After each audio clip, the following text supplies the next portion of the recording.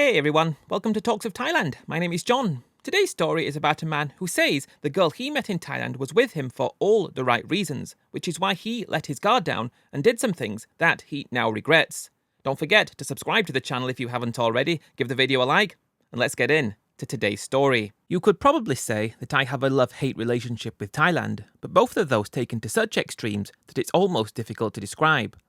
Love in the sense that I've never loved anything or anyone as much as I love Thailand. Hate in the sense that I hate more than anything how things work there and how things went wrong for me there and how it just isn't like you think it is when you've just arrived. I believe it takes someone a very long time to understand Thailand properly, to understand the country and the culture, the different way that people think and the different way things are done there. When you don't fully understand it, you can find yourself blindly doing things that are sending you closer to destruction, and that would be me in a nutshell. For example, I want to talk about when I was in Thailand for the first time. I was probably one of those very naive sorts of people who thinks that renting a motorcycle is a good idea, even though he's never driven a motorcycle before, and even though he doesn't even have a license in his own country. You saw everyone doing that, and because of that, you revelled in the fact that this was possible and that it was something that you could do without having to be licensed. You liked the freedom that Thailand gave. When I came off that motorcycle and injured myself, unfortunately, having a collision with a local person, which even though I had no experience wasn't my fault, it was quickly clear to me that how things worked in Thailand were quite different. I took it down to the fact that I didn't have a license and that it was my fault for not having one, and that's why things happened the way it did. Not for the fact that the local always wins. The local will always be right, and the foreigner is always wrong. I ended up having to pay for damages to that person's motorcycle and for the rental motorcycle that I had, but it wasn't my fault. People in the vicinity of the region clearly saw that it wasn't my fault and it shouldn't have been me that had to pay. But that's a Thailand kind of thing that you will see and witness multiple times when you get there and live through things and accept things, yet when you finally come to the conclusion much later, many years later, when you're at the full circle, coming into destruction after everything that's gone wrong, you picture things and realise that you had everything bad from the start. Realising that you were fighting an uphill battle from the start, that you were always going to play second fiddle to the locals, regardless of if you were right or wrong. Now, I'm not saying that this is an absolute. There are cases where Thai people can do bad things to foreign people, and of course it's so obvious that they're going to get called out for it and often prosecuted. Usually, when things are up in the air, in a bit of a grey area, it's quite clear in some aspects that it's the fault of the local. If there are ways and means to pervert that, then the foreigner will be blamed. I believe I wanted to talk about that first instance only on my third day in Thailand. I was in my 40s at the time, it was a long time ago now, but I didn't take that and understand it for what it was. I continued my love affair with Thailand. When incidents like that happened, when I was there for a second time and a third time and also for a fourth time, little things like that happened.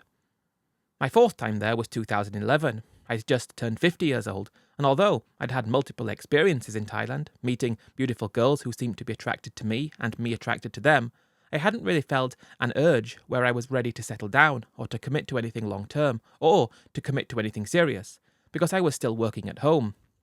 I was still putting in the hours and putting in everything that I needed to do to get myself to a position in life where I was able to take a step back from work and give myself time and myself to retire. That was why I was good with just remaining casual with girls up until then, and although I wouldn't say I fell in love with any of the girls, I could see myself spending all of my time with them. The time met with, because again, I'm seeing the double side to Thailand in a way that many people don't see until it's too late, me included. I'm seeing the positives, I'm seeing the negatives, but I'm interpreting them very differently. My fourth time there, 2011, I was doing my usual run. 2 weeks in the country, spending time in Bangkok and spending time down in Pattaya. I would have to throw my weight behind the notion that Pattaya, at least back then, not so much recently, should be reclassified to be called God's own country. I've heard so many guys talk like that, and it's a little joke that many guys like us have around the bars when we're going there, calling it God's own country. Of course, if it was God's own country, we wouldn't be restricted there. We would be able to live there permanently, but that's not going to happen. Something that you like to call it, though. I've heard guys call it paradise. I've heard guys call it heaven on earth. I've also heard guys call it hell, too, depending on your perspective. To me, though, it really was the best place in the entire world. I found myself in a little bar on Soi 7, doing the usual rounds from bar to bar, chatting to the girls, having a few drinks, playing a few games of pool, playing Connect 4 and Jenga. The things that you did, just letting loose and opening up yourself for the night ahead. I ran into this girl who made me stop in my tracks. Instead of having a few drinks in her bar and going to the next one, I ended up speaking to her and taking things a bit further and remaining in that bar only for that one before the night came to a close. While this was a very typical experience for me, I found that I was feeling things differently than I'd felt before. I have to say that this wasn't me falling in love or anything too quickly, because that just wasn't me. But I found myself going back to her bar the following day, then the following day, then the one after that, and each time I'm going back, I'm more excited to go and see her. She appears more excited when I come back. Because I had experience in the bars to this point, I knew what the game was, and I knew how girls will act and behave in order to try to make you like them for their own belief. I wasn't naive in that sense, because I'd been to the bars many times before. I knew how they worked, and I loved them for what they were to such extremes that I couldn't think of doing something any different, because everything that went along with them was just perfect. I know that your mind can play tricks on you. My mind can tell me something that wasn't happening, and your mind too can tell you things that are happening the way that they are, and you're happening in a different way. Your mind can trick you, your psyche can change, your whole perspective can change. Even though you might leave that bar, which I did after seeing her one night, because she was not feeling very well, and you go to another bar, and you have some more drinks and have a chat with another girl, you can see it for what it is, clearly, and how you can determine that with this girl. That was normal. But the other girl, who you've been back to see many times, how you can determine that that's different, I really don't know. But that's what I was convincing myself. So I'd seen her for 4 nights. The 4th night she wasn't feeling very well, so that's fine. I'm not going to spend time there together that day. The 5th night, though, was halfway through my time in Pattaya. I only had 10 days there, and I just came to the conclusion that I wanted to spend a bit more time with her. She was feeling better, luckily, and I asked her if she'd like to leave the bar entirely and spend some quality time together. I'd never spent longer than 1 day with a girl before in Thailand, so this must have been me telling something that was unique. Something was going on that was different. Something was clicking with her in a way that hadn't happened before. Therefore, this must be something different going on with this situation, more than all the other ones that I'd had. She ended up staying with me, and as the days are going by, I have to say I'm not necessarily falling in love with her, like some people want to do, and some kind of simp. That wasn't me. Some people might call me that, and I hate that word, because that just wasn't me at all. I didn't believe that to be the case. I just wanted to spend more time with her, and I'm finding I'm building this affection to her, and this attraction for her, and I suppose it's the way that she behaves around me, and the things that she did, the fact she didn't have kids, which was a big positive. The way she wasn't from Isan, which was a huge positive too.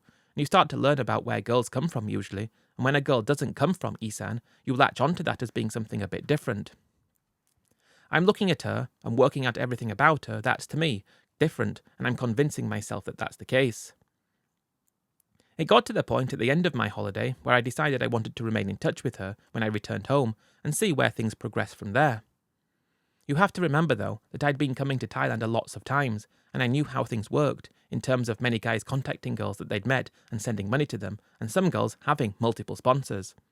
I knew all about this. I'd heard it time and time again from guys. I suppose that's what makes this worse. You can hear something and always convince yourself that what you're doing is different, and I suppose that was just what I was doing, completely and entirely.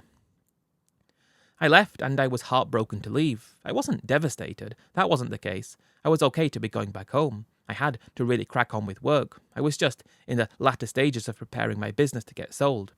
It wasn't a huge business. I don't want to get into too much detail about what I did, but it was going to be a case of me getting some money to see me to retirement. Not even thinking about retiring to Thailand at that point, though. That wasn't the case. I didn't know I wanted to live somewhere else. But at that point, I was probably more inclined to move to the south of Spain, just for the fact that back then you could just move there, and there weren't any restrictions. It was close to home if you ever needed to go home, and that's where I was leaning towards moving. Not even thinking about Thailand. Thailand was a place I would go to regularly. I was going to be in a position where I could sell my house, cash in some other savings, cash in some of our investments, and if I got money for the business, then everything would click together and I'd have enough money to retire. Talking about 400,000, which I felt was a decent amount for a life's work, and that was all in.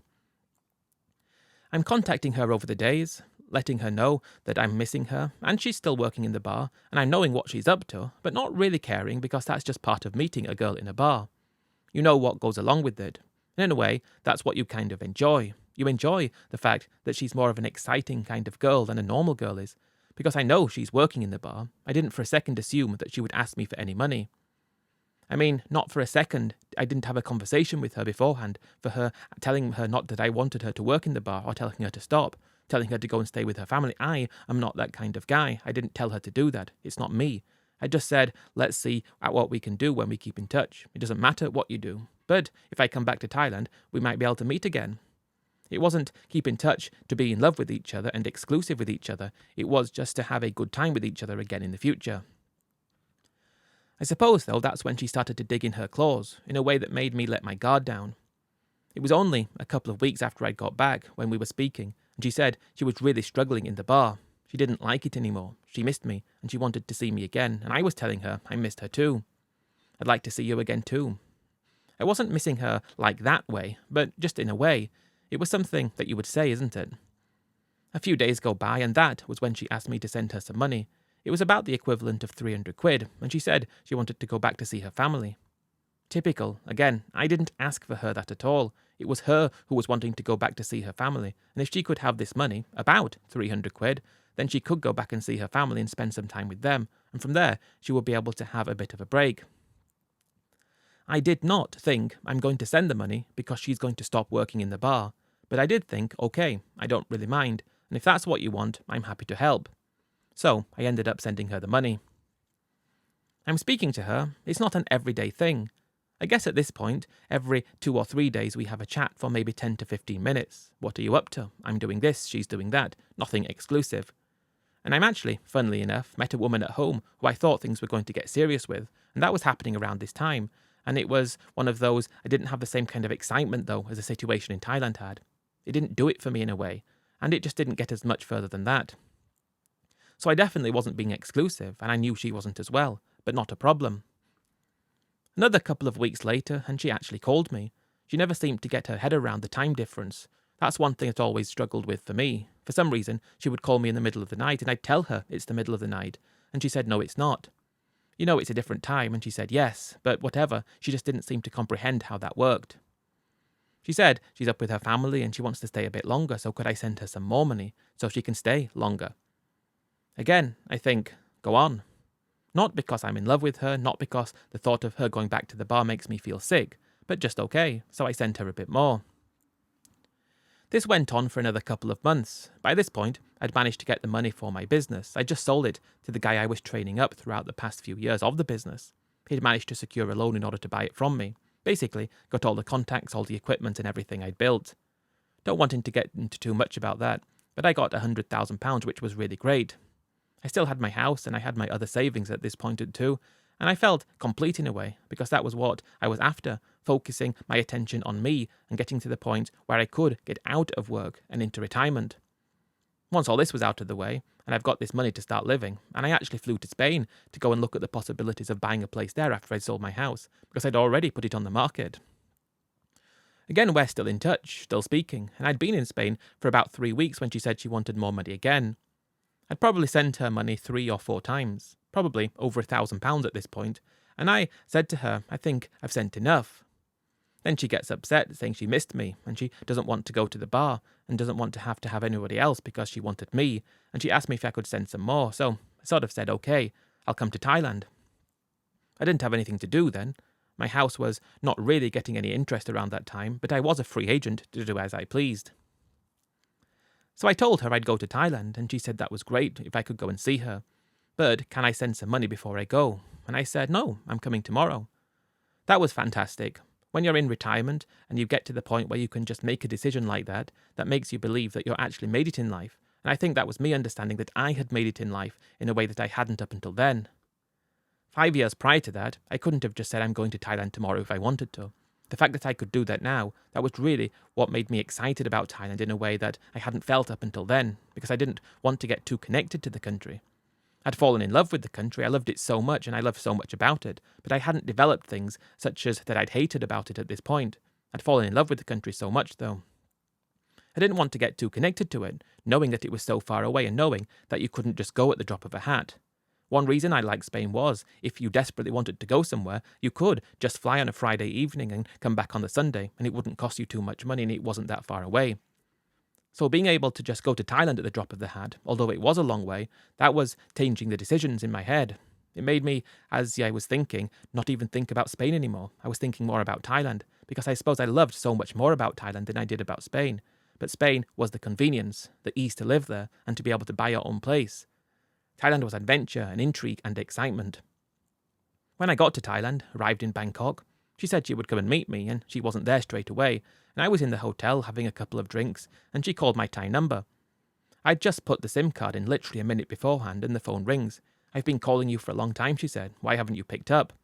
"I'm just having a few drinks. Where are you?" "I'm in Bangkok." "Where are you?" I believe I was on Soi 4, and she said, "I will come and see you." So, fair enough. About an hour later, she arrives at the bar where I was, and she looked so happy to see me, and she said, "Why didn't I answer the phone first?" I'd just arrived. Again, I'm not falling for her, or she's not my whole world or anything, and if I think about it, perhaps she saw me as a better opportunity to get what she wanted, and therefore that's why she was doing what she was doing. Just, it wasn't working the way she might have expected straight away. I wasn't an easy target. Perhaps I wasn't an easy mark too, which, again, makes this even worse. When she saw me, though, she was very happy, and she comes in and gets a drink. This was a bar where girls worked, and she said, "Why did you come here? You want lady?" "Well, not really, no, I'm just having a drink. I like places like this. This is why I come to Thailand." Then she started saying I wanted some money before because I'm just working now again in the village, in Tak province, which is where she was from. I thought that was fantastic. It was a bit up in the north. I had never been before, and I couldn't picture it, but I was not good with maps and things, but again, it was up north somewhere. I asked her what she was working on. She said she'd just started this little shop, and her mother was doing it before, and now her mother gave it to her, and she'd taken it over, and she's saying she's making it bigger and she's selling more things. I thought that was interesting, and "Why haven't you been to Pattaya for a long time?" I asked her, and she said no, she hasn't because she didn't want to. "Ever since you gave me the first money," she said, "I didn't want to work in the bar anymore." The fact that she said that, and she was doing that, of course she must have known that I either went there or not, and she could have done, but I never really will know. But the way she was saying it, it was like she wanted to make me feel good that I was able to help, and maybe feel things for her that I perhaps was already feeling, but elevate them somewhat. I suppose that made me actually kind of have a little bit of a mental shift to think, hang on, she's just left the bar to go and live with her family without me asking her to do that, because she didn't want to work in the bar, and because she wanted to spend more time with me. That made me really think to myself, perhaps this is a real one here, and I didn't even know it, and I was actually foolish for not thinking about it properly, because she is real. I didn't believe that a girl would do that. So that made me take a step back mentally, and a mental breather, and say perhaps you need to pursue this even better. I was there to see her, I was there to spend a bit of time with her, but I wasn't there to, commit to her. I'm having these ideas cropping up to me when she's there. Perhaps this could actually be in your best interest to do something about this, to take advantage of the fact that she seems to be so genuine. We leave that bar together, go for something to eat, and go to the hotel. Then she starts saying, would I want to go up to Tak with her to see her family? I'm thinking I've not heard that before. She's not talking about getting married. She's not talking about anything like that. She just literally wants me to go and see her family and see what she's doing there. Again, this is exactly what guys say doesn't happen. I've heard guys saying before they had the chance to go on the visit, they had to be proposed to get married before the face side of it and that side of it became real. And the fact that that wasn't the case for me, I thought again it was pointing to the fact that this was more real. To be honest, I thought, let's go, I don't mind. I was in Thailand on an open return ticket so I could stay for as much as I wanted, really. And I'll be going back to Spain. That was what the idea was, go back to Spain and have another look around after I'd been in Thailand, as long as I wanted to be. But the thoughts of Spain had now completely left my mind, and I'm more focused on Thailand and what can happen there, and what can be built from there. After spending, I would say, a couple of days in Bangkok, just getting used to Thailand again and feeling at home in a way, the love's back and the little things that you see happening around you give you this warm and fuzzy feeling inside. It's an amazing place that's so different to the sorts of places that you've been to before, and you've loved it before, but the love is getting elevated the more you're there. I think it was my 5th time. I'm getting more of a connection to Thailand in a way that is kind of happening automatically. She's with me all the time, and she seems to be the one pursuing me more than her. She seems to be the one interested in me more than I with her, and I don't know what the situation was because I'd always heard it the other way round. We went up to Tak. We had to go on the bus, which was an experience that I didn't think I wanted to repeat, although we'd had to go back on the bus. It was a very long journey. The thing I didn't like was the way they seemed to stop quite often, and when they stop, they don't get on with it and they take their time. We got there eventually, and it was a nice little town. We arrived in the town, and they had a big river right next to the town that had a walkway down the side of the river, and it was really scenic and really picturesque with no foreigners in sight. They had quite a big hotel right next to the river where we were going to be staying for a few days, and the idea was to spend a few days in the city, and then after that, we'd go and visit the family. The first night we were there, we went to this little bar, or restaurant, just full of local people, and that was my first time I'd actually been somewhere that wasn't Bangkok or Pattaya.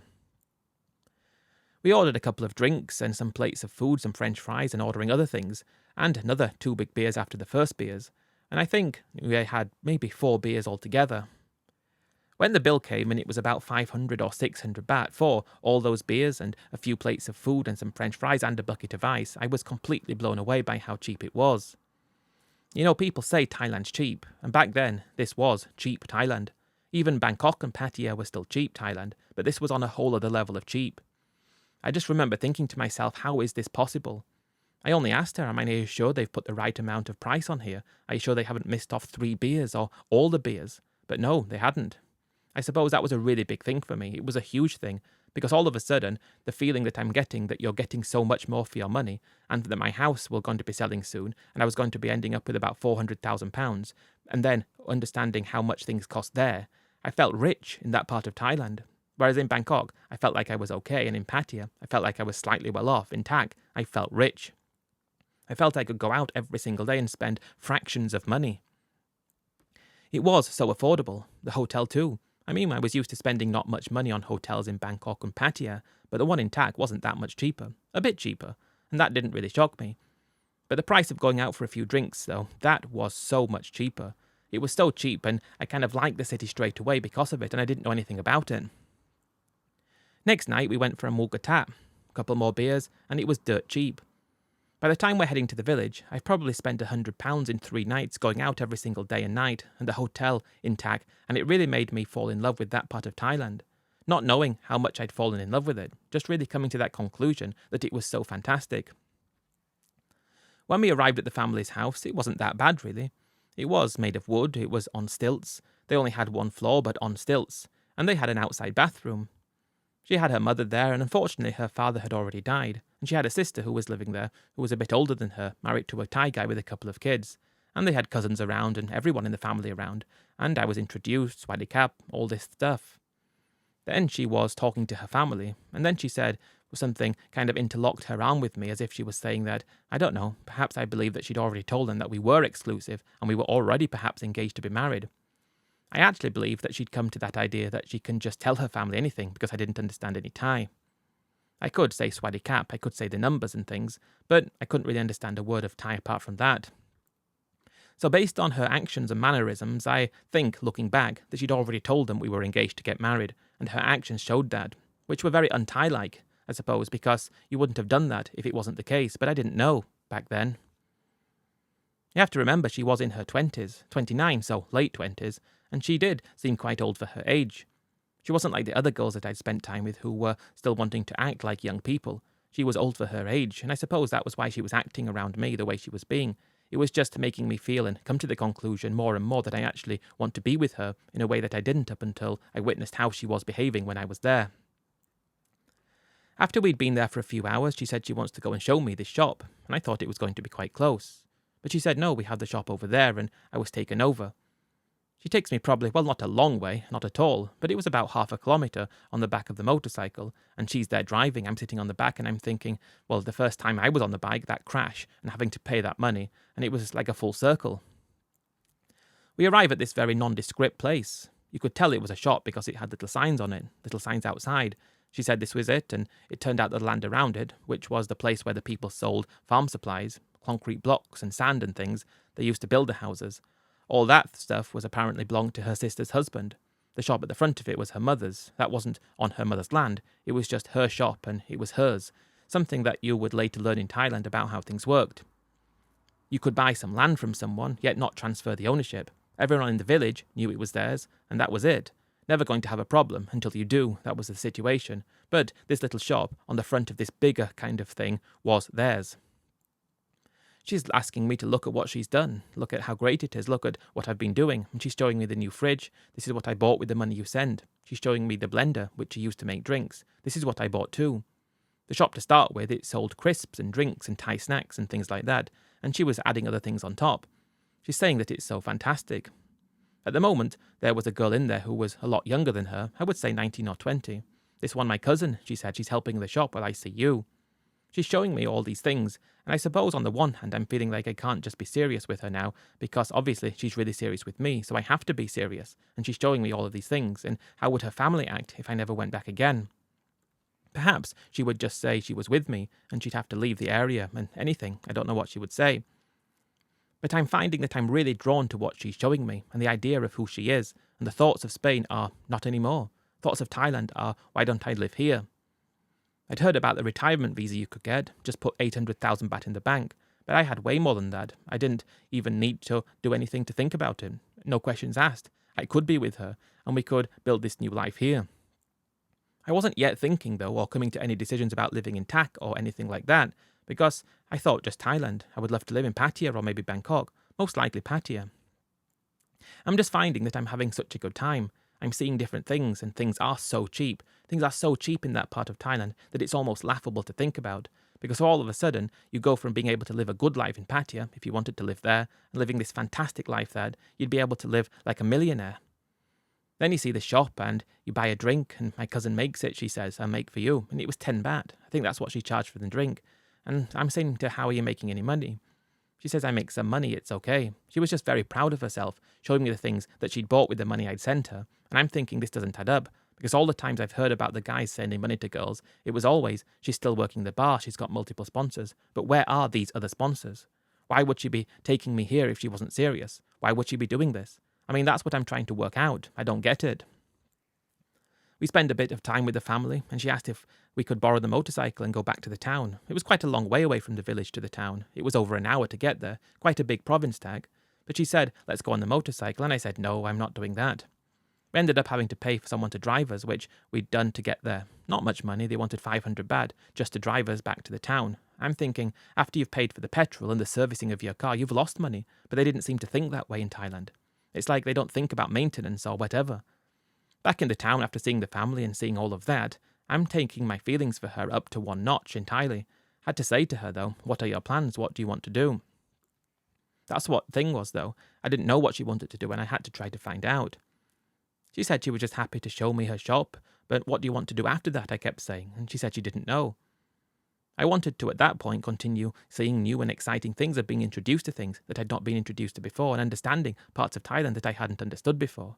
I mean, I really loved Thailand at this point. My love-hate relationship was only love at this point. I mean, completely only love. I'm thinking that all I want to do is just continue experiencing new things and loving new things. I said to her, how about we go somewhere else, and is your shop okay? She said yes, my cousin can look after it, and she just wants to do more things soon, eventually, when she can. That was what she kept coming back to. She wants to do more things soon. She said she wants to sell more things, and she might want to open a restaurant. Now, I've heard that before. The thing was, she'd even shown me other places where things could be done, and it was like they already had anything. They didn't need me to buy anything. They didn't need me to invest, and I'm thinking there must be something different about her. Really, at this moment, I believe that now we're back in Tak Town after seeing the family, I believe that she is really different. She is on the one hand just different, yet she's a Thai girl, and she's beautiful, and I don't know what it is. She's something to hold on to, I started to think, something to commit to, and I suppose at that point I hadn't 100% decided that Thailand would be where I would live, but I was getting there. I asked her where she'd like to go. Let's go see something else, and she said, where do you want to go? That was what it always was with a Thai girl, and even with her especially, it was always up to you, never up to her. I always had to think about things. I didn't really know, though. I wasn't Thai. And then she just said, off the cuff, what about Chiang Mai? That's not too far from here. Do you want to go there? Okay, I said. So we went up to Chiang Mai, paid a car to take us up. That was a couple of thousand baht, but even still, not much money. We arrive in Chiang Mai, which is a very popular place for expats and people living in Thailand, and I immediately thought that that city was great. It was different to Bangkok and Pattaya. You still had the expat scene there, and if you wanted to go to the bars, they were still there, but it was just different all around. I suppose it's just the more time I'm spending with her, the more things I'm seeing, the more things we're doing, the more I'm feeling like I want to be with her, and the thought of leaving Thailand was starting to make me think I don't want to do that at all. If I want to leave Thailand, I want her to go with me. I suppose after we spent some time in Chiang Mai, I said let's go and spend a bit of time in Bangkok and Pattaya. Then after that, we can make more of a firm decision. She said, can we go back to Tak first and look at the shop again? Okay, I said. We just decided to rent a car in Chiang Mai, could drop it off down in Bangkok, so that seemed to be the best solution. Driving in Thailand again made me have that love come back about Thailand in ways that is difficult to describe unless you're that way inclined. You didn't have the pressure that you had at home of driving because you could just drive. You didn't need to worry about anything. You could just drive. If you go too fast, no speed cameras, or the speed cameras, you're not going to have to pay anyway. You run a red light, there's no camera going to send you a fine in the post and take your license away. It was just freedom to drive. I get it, they've got a lot more accidents there to go along with it, but again, it was just a huge positive about Thailand. We arrived in the village straight from Chiang Mai, took a very scenic route, quite close to the Burmese border, and that was very fun to witness and see. You're just seeing all these wonderful things that Thailand had to offer that your typical tourist never knows about.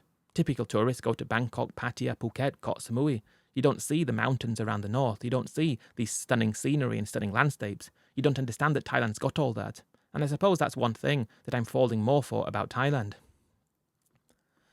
We arrive in the village, talking to the family, they're happy to see me. The thoughts I was having about this time was, if I'm looking back, just saying that she was probably telling her family that we're going to get married. Again, I'm thinking, looking back, that that's what she was doing.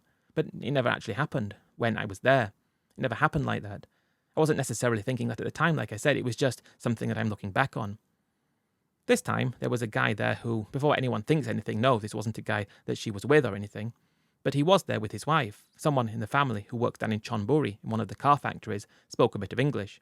He was up there visiting family, and he said, "You're getting married soon." I said, "Am I?" He said, "Yeah, she's going to be talking about it, saying you're getting married soon." When I looked at her and asked her, "What's all this about? What are all these things about, and what's going on?" She said, "Don't worry, I just tell them that so we can visit." Okay, so perhaps not necessarily different like I thought you were anyway, but I didn't say that to her. But again, that was the first point where it had come up that marriage was a thing. But the way she described it was, she's just saying that way, don't worry about it. It didn't necessarily concern me. She really told me not to worry. We don't have to get married. And she was definitely saying it wasn't a problem. Don't worry. She kept telling me not to worry. And I didn't worry. I overlooked it. It didn't really matter. It wasn't like she was saying we had to do it soon or anything, or we had to do it at all. She was just saying that to tell her family that. And, never mind if you don't want to. Again, I suppose it's a little bit of a wake-up call as to the situation, but not something that should concern me, because the way she described it to me was just something to tell her family to make them okay with me being there.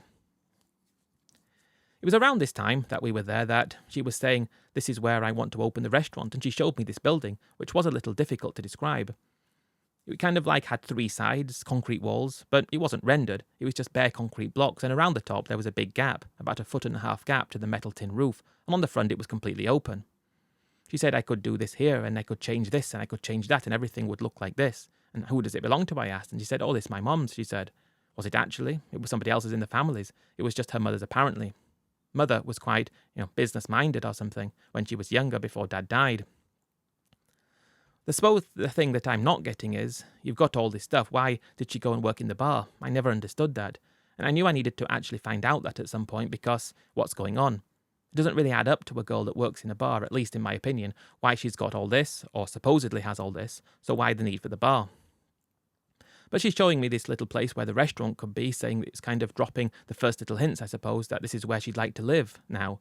Suppose because I'm having such a good time, in such a good mood, so enamoured by that part of Thailand and how great and beautiful and cheap things are, I'm not thinking anything like I don't want to live here.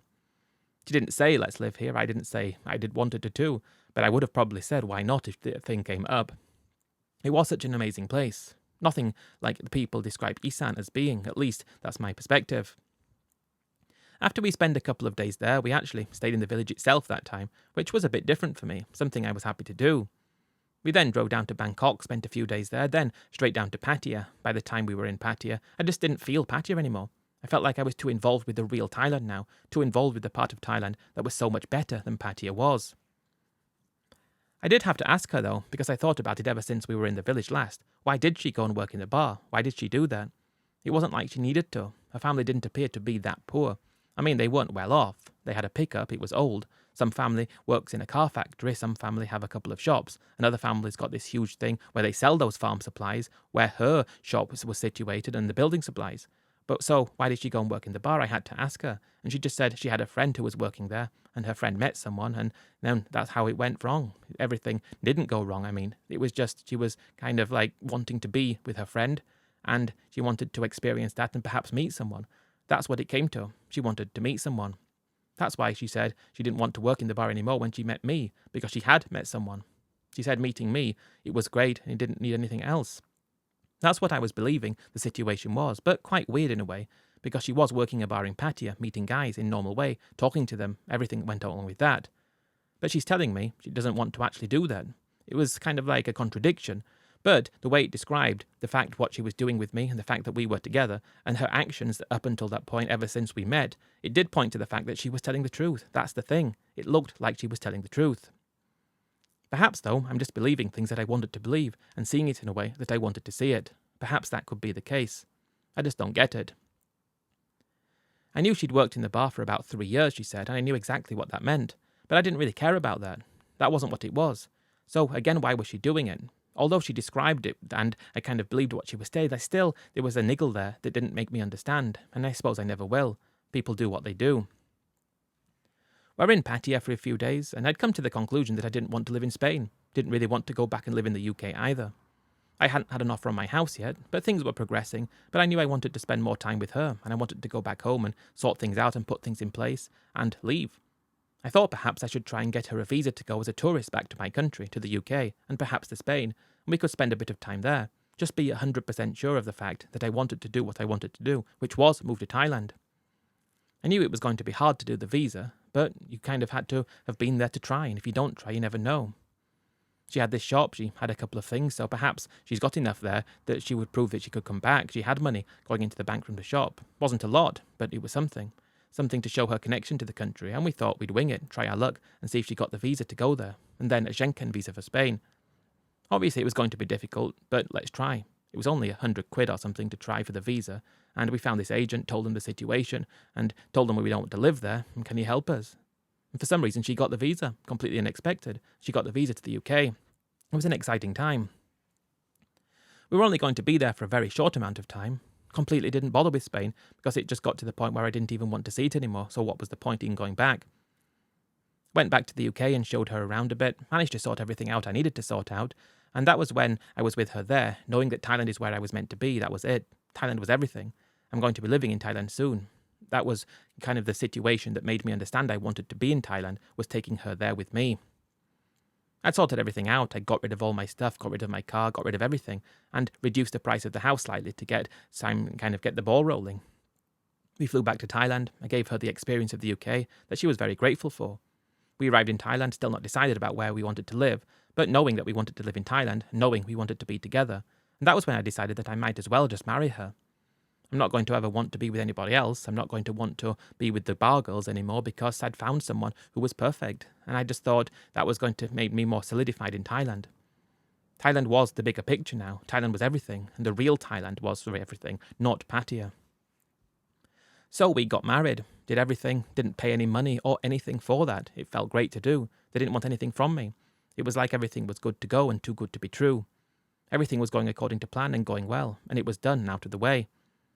We were married legally too, and we went to Koh Samui for 2 weeks, staying in a beautiful resort, not spending too much money. She's getting money from me. I'm giving her money as an allowance every month, but it wasn't a fortune. It was 20,000 baht, probably more than it should have been, but she's getting 20,000 baht out of me, and it was when we were on the honeymoon, when we were deciding where we wanted to live. We didn't want to live in Pattaya because it just didn't feel right anymore.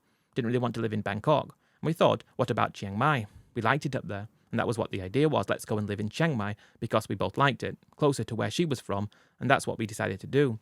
And we went there after the honeymoon, spent time looking around and visiting the village occasionally. We'd already bought a car. Yes, I bought it in her name, could have bought it in mine, but to be honest, I just didn't want to go to immigration to get that letter that you had to get.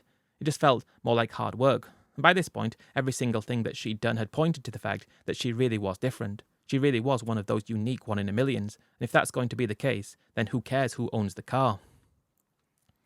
We rented a nice place in Chiang Mai, and I think life's great. I feel like I'm really at one with myself and with her, and I'm happy, and she's happy. The house still had not had an offer on it, but again, my house wasn't worth a fortune at this point. If the house was just left, I still had 250 grand. So, a bit, but not a lot. After another month of living in Chiang Mai, I just decided to rent out my house instead, get a bit of income from that, keep it, and that would have been what I would do. I had to spend a bit of money on the house, though, in order to keep it, which was one of the reasons I wanted to sell it before, because it needed a bit of work, a new boiler, it needed a new roof, it needed a lot of stuff. Maybe that's why it wasn't sold easily. I just reasoned, though, if I put some money into it, and I want to sell it later, I'll get more money. I'll get more money back. So I ended up spending a lot of money on the house. I think I overpaid in quite a lot of things. About £50,000 I spent on it, but I thought it was probably worth less than spending that. But I had the house that was now rented out, and I got £800 a month for it. This is going on over the course of quite a number of months when we're in Chiang Mai, and I had just under 200 grand cash. Not too bad. Income coming from the house, and if I have to think about anything that I did in my life, that was probably the most sensible thing I'd done. When all that was getting sorted out, we were spending more time visiting the family and looking at things, and it was clear, though, that she really wanted to live there. I suppose I was open to anything. I really loved that part of Thailand.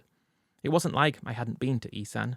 I hadn't been to Isan at all, but I decided I wanted to visit with her, just out of interest one time, because she had a friend that worked in the bar and had met someone. Again, I don't understand how that part of her life was going, still part of her life.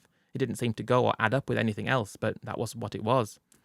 Because her friend had met someone and they were living in Isan, we went to go and see them, see her friend in Isan, and where my wife was from was so much more beautiful and so much more scenic and picturesque and beautiful. That would be the only word you could describe. Any descriptive word to describe beauty, you would use it, to compare the place.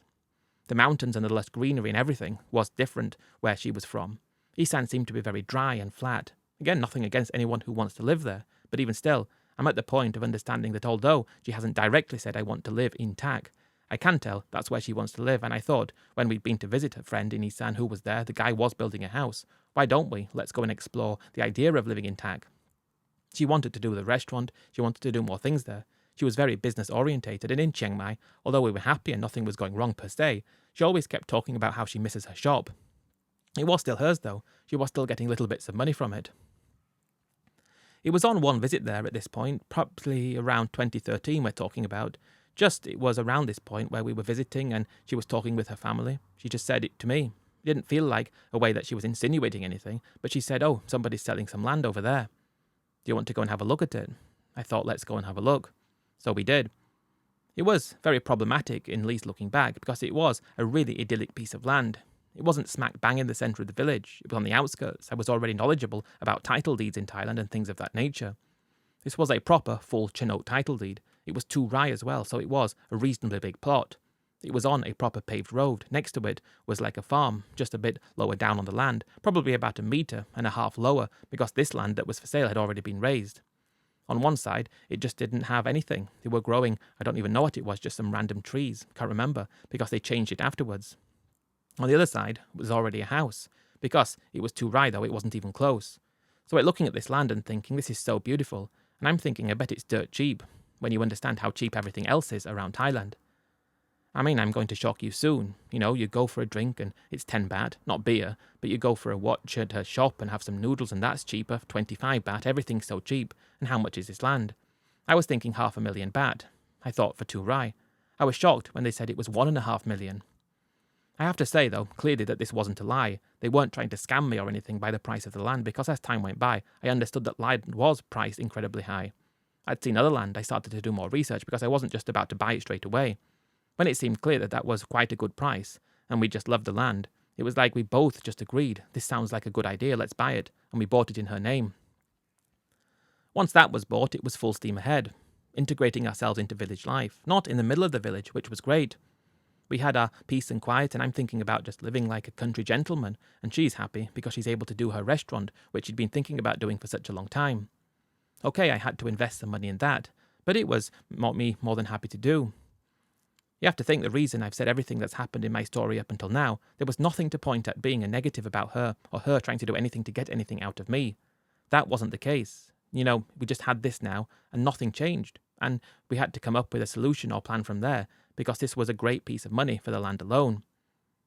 When we wanted a house on it, it's one of those going up from Chiang Mai more and more to the village, and it wasn't necessarily spoken about. We're going to live there. We hadn't moved there yet, But up until then, after buying that land, we decided, though, because she was doing the restaurant and kind of involving her family, that we would actually fully commit to it, build a house and live there. Then she could do even more things, and she could be fully involved in the restaurant and fully involved in everything she was doing. Suppose I made the big error of spending way too much money on the house, because it's an exciting thing to do. It's exciting to have the sort of house that you'd never be able to have at home. I ended up spending about £80,000 on the house, plus the land, which was another 30, was it? 1.5 million, and the car and things and money's going down all the time. Again, I'd always pointed to I can sell my house if I need to, and that will be more than enough. But 80,000 on the house, and it was a very nice one, very big, very nice, and I have to say it again. When that was being built, we were living close by in a makeshift kind of place, but no problems.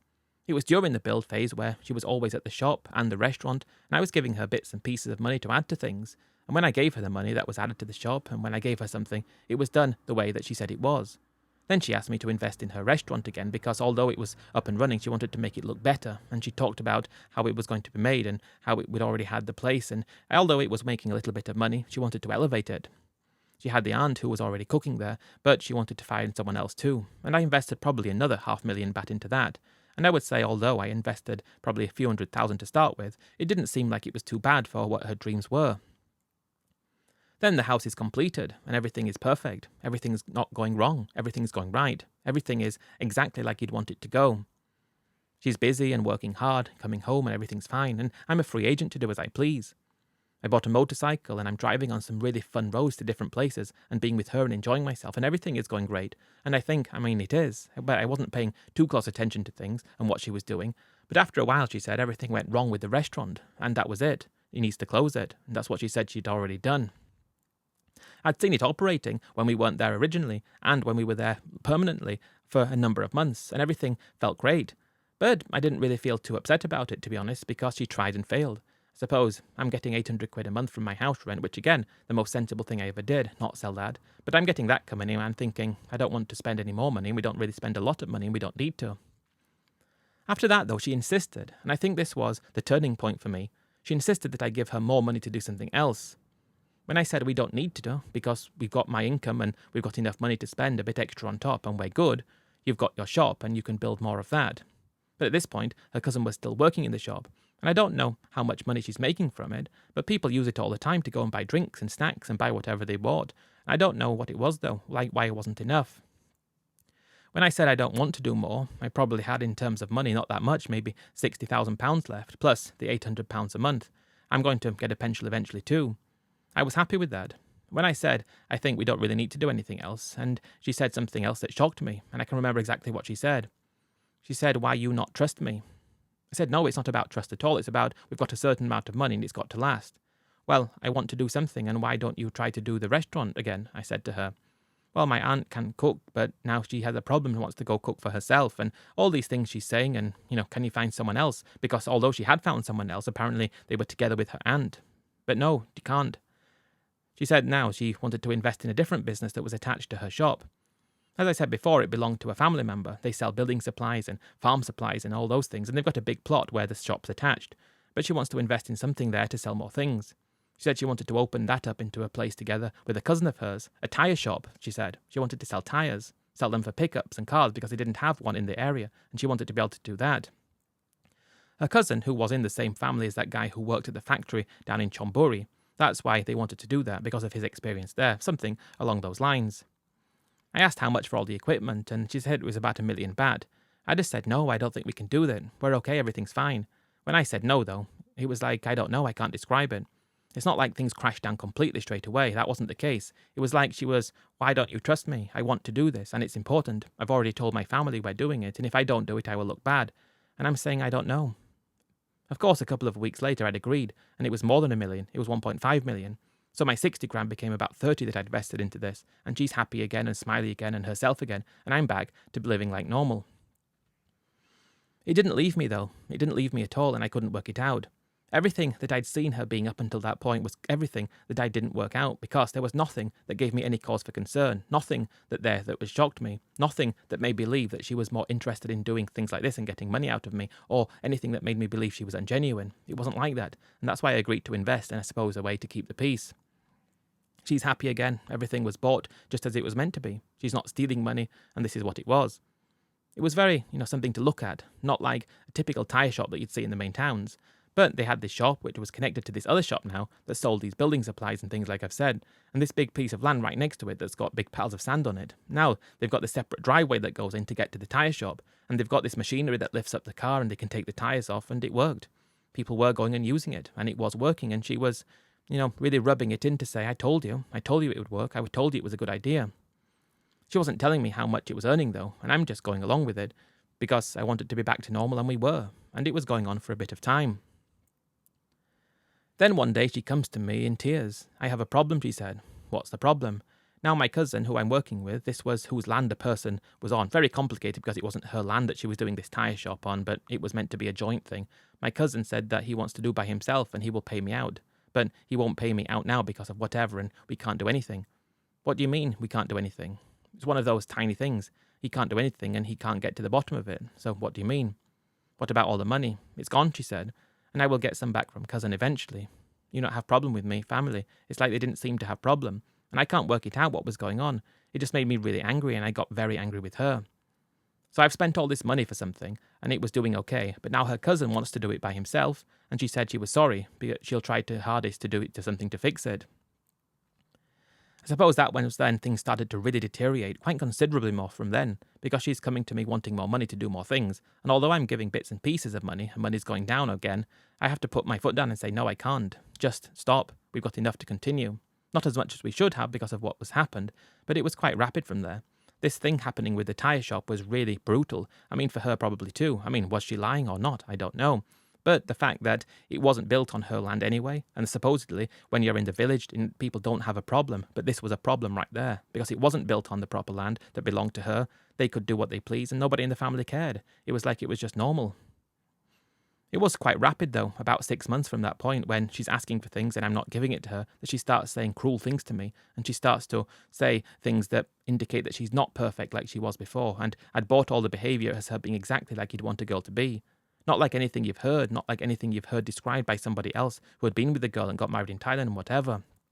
I'm not wanting to give her any more money though. I mean, I do time and time again, but little bits, not a lot. Then she just came to me and said, I want to leave the village, I'm not happy here. I cannot stay here anymore because of some problems with the family. I thought you didn't have a problem with the family. Now, this is all coming out. Now I have problem. Then I'm kind of baffled. Everything had put into place, and now, what about your shop? My cousin will do. I have no problem with cousin, have problem with other cousin. Well, I couldn't get it, just she was adamant, we needed to leave. She said, we have to go, I don't want to stay here.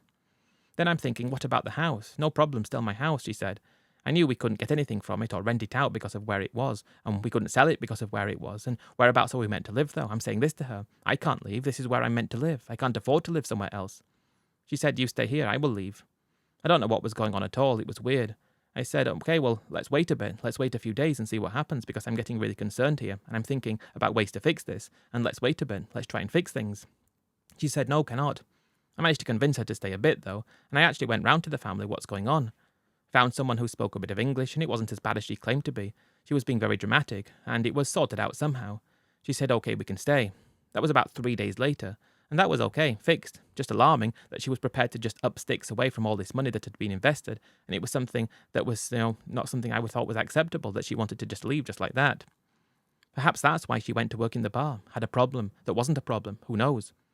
From there it was a couple more months of her just being a very different person. It was like she looked the same, but everything else was different. One day she said she's going out, which she did often, and I went out sometimes too. I went on the bike many times. One day she's going out, and then she comes back drunk. She's been in the town, driven there and driven back, and there were scratches on the car, and, well, that wasn't a problem. The problem was it was pretty obvious that she'd just done something that she shouldn't have done. Probably met a guy, and I wasn't heartbroken in that sense, because I was never that sort of guy who was, like that way with his life, but it was the visible changes that she'd had, and she changed somehow, and she'd just not changed a little bit. It was a night and day difference. Ultimately, it got to the point where we're just fighting all the time and arguing all the time, and the family's coming around, even though we're not in the village, because they can still hear the shouting from long distance. Be careful, I kept saying to myself. What, you not got to the point where you might have to leave? And eventually I did. It was just shocking to leave, though, and I'm down there in Bangkok. I went on the bike. Luckily, I had that in my name, and I'm sitting there thinking, how did all this go wrong? I had about 20 grand. I'd blown through 180 grand, and I'm thinking to myself, thank God I didn't sell the house, because I could have lost that too, and I'm in really two minds about the whole thing. Was it a setup from the start? Then I'm thinking, as I said throughout my story, I've tried to point to all the things that happened that gave me security, or gave me what I felt was security about how she acted and how she behaved up until when I met her. And until this went wrong, she always seemed to be right. She always seemed to be perfect. She never gave me any cause for concern whatsoever. Then it's the little businesses that she did, problems with the family, her changing, wanting to leave this, and just being so belligerent and so different that it was difficult to work out. She arrived in Bangkok not long after, saying she wants to stay with me, she's sorry, she didn't do it right, she doesn't want to go back to the village. I gave her the benefit of the doubt and thought, okay, I can just about survive. I can just about survive if I have the money and everything is okay and I've got my income coming in. Thank God, plus 20 grand. I had the visa money as well, so that's on top. And I just say, let's try to her. And what happened? She refused to tell me what happened. She just said a problem with the family about this and that, and she wouldn't tell me exactly what the problem was. She would say about the shop, about the car, tyre thing, and I'd seen all these businesses, that's the thing. It wasn't like the money was taken. I'd seen them all. Let's forget about it. Let's forget about that you cheated on me, and I just had to get her to admit that, though. She said, that she did, and I needed to know the truth. What happened? She said, okay, I just did this, I'm sorry.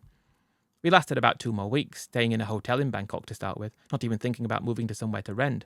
We were going to rent somewhere and stay in Bangkok. But she's out all the time, and she's drunk all the time, and she's just behaving like a different person, and she cheated on me probably 5 times during that time, and I'm not pushing back or fighting against it. I feel like it's over, and it's just waiting for the opportune time for it to be over. I was devastated about the money, not necessarily her, and it got to the point where I just said, that's it. We're not staying together anymore, and I'm sorry, I just wasn't having it, and it was over. Luckily, she left, and she said, we'll get divorced soon, and I got to the point where I left Thailand. All that love I had for the country, all that love I had for the area where she was from, the beautiful nature and everything about it, now I had this hate for the country because of how this had happened in a way that just didn't make sense to me. It was really shocking how it happened, but that's how it did. I found myself in England staying at a friend's house because someone was living in mine, not feeling like I fit in there anymore, thinking I need to find somewhere else to move to. Spain just didn't interest me, that was the truth of it, because there's something about Asia that's so invigorating and exciting, and I got over the fact that I lost all that money, got over the fact that I can't work anymore because I've already experienced not working, and I decided to go back to Thailand for a bit, try not to get in touch with her because that would ruin me, and take it from there and try and look around for another place, and I chose Cambodia as my place because at the time I found it was cheaper than Thailand and the visa was easy. I didn't have to worry about the visa. And I had my income coming in, I had my visa money from Thailand that had already changed to pounds, and I had probably £35,000. Not a lot of money, but it was what it was, and you can live in Cambodia, and I still live there today, and I'm on a pension now too, and things are better. I remained single ever since, like I always had done up until I met her. I was happy with being single, and I don't say I have a bad life now, but that was my Thailand story, how everything went wrong for me, and it's crazy to think about, because I wouldn't have done what I did unless I thought she was different and perfect, and everything that she did pointed to the fact for such a long time that that's the why I did it. I suppose that doesn't make any difference. Things can still go wrong, and you can never actually know someone in the first place. That's all I would say, and that's how I would want to leave this. As much as you think you know someone, as much as you think that they're different, as much as they appear to be different for an extended period of time, you never know someone. You never will. That's the sad part of this.